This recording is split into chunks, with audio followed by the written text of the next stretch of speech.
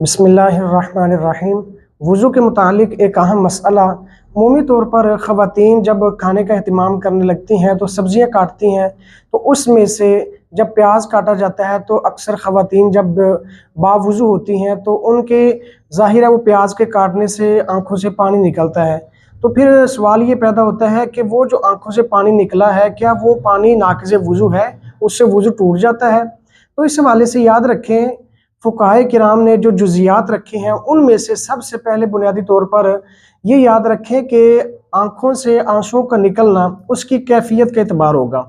जहाँ तक ताल्लुक़ है आंसू के बहने का, तो नबी रहमत सल्लल्लाहु ताला अलैहि वसल्लम बल्कि ख़ुद दुआ किया करते थे। इमाम तिबरानी ने इस रिवायत को नकल किया है, फरमाते हैं कि नबी पाक सल्लल्लाहु ताला अलैहि वसल्लम दुआ किया करते थे, अल्लाहुम्मा रज़ुक़नी ऐनैनी हत्ता लतैनी तशफ़ियानिल क़ल्बा बिज़ुरूफ़िद दमई मिन खशियतिका, कि या अल्लाह मुझे वो आंखें अता कर दे कि जो अपने आंसू के बह जाने की वजह से मेरे दिल को, या ये उनका जो सैराब होगा कर देना, वो मेरे दिल को भी सैराब कर दे, दिल को भी साफ़ कर दे। तो ये आंसू के बह जाने की दुआ जो है वो नबी पाक सल्लल्लाहु अलैहि वसल्लम खुद किया करते थे। हाँ, फ़ुक़हाए किराम ने फिर इसका एतबार किया है कि वो जो आंसू निकल रहे हैं उनकी कैफ़ियत क्या है। अगर तो वो किसी बीमारी की वजह से निकल रहे हैं, या फिर दूसरी सिचुएशन ये है कि वो खुशी गम की वजह से या इस तरह प्याज के काटने की वजह से निकल रहे हैं।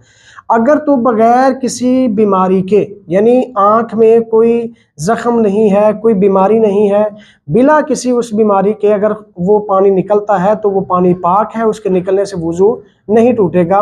जैसा कि खुशी की खबर सुन के बाज़ औक़ात रोने लग जाते हैं, तो इससे भी वज़ू नहीं टूटेगा।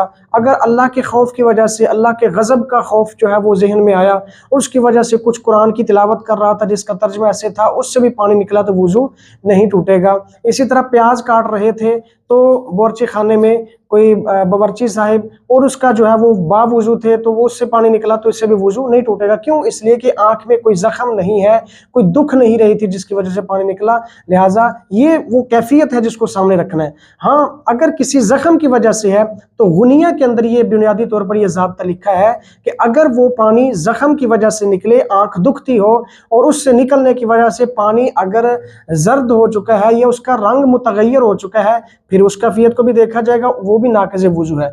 अगर जो है वो आँख दुखती थी, आँख में ज़ख़म था लेकिन पानी फिर भी साफ़ था, फिर भी वो नाक़िज़े वज़ू समझा जाएगा, ठीक है, उससे वज़ू टूट जाएगा। तो लिहाजा दोनों तरफ से देखा जाए तो सिर्फ कैफ़ियत को देखा जाएगा कि खुशी गमी है और वो जो प्याज की सूरत बयान की है, तो देखा ये जाएगा कि आँख सलामत है कि नहीं। अगर आँख दुरुस्त है, आँख में कोई तकलीफ़ नहीं है, तो उसकी वजह के बगैर पानी निकला है तो वो नाक़िज़े वज़ू नहीं होगा। और इसके अलावा आला हज़रत इमाम अहले सुन्नत शाह इमाम अहमद रज़ा ख़ान रहमतुल्लाहि ताला अलैह आपसे भी फतावा रिज़विया शरीफ की जिल्द नंबर 1 सफ़ा नंबर 349 पर भी पूछा गया, सफ़ा नंबर 364 पर भी, सफ़ा नंबर 367 पर भी पूछा गया, तीनों मकामात पर, और आपने यही ज़ाब्ते वहाँ पर भी नकल फरमाए हैं।